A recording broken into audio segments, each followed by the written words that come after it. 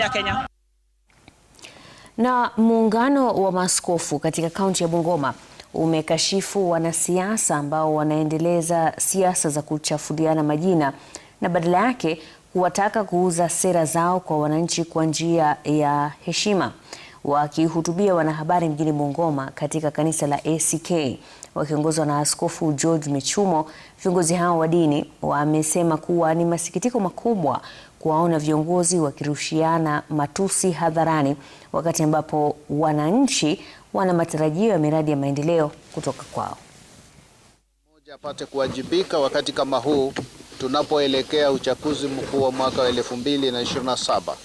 Tuhakikishe kuwa ya kwamba lengo la mwanasiasa saidi kwa kutoa huduma kwa mwananchi limetimizwa bila kutatizwa kwa sababu ya ubinafsi.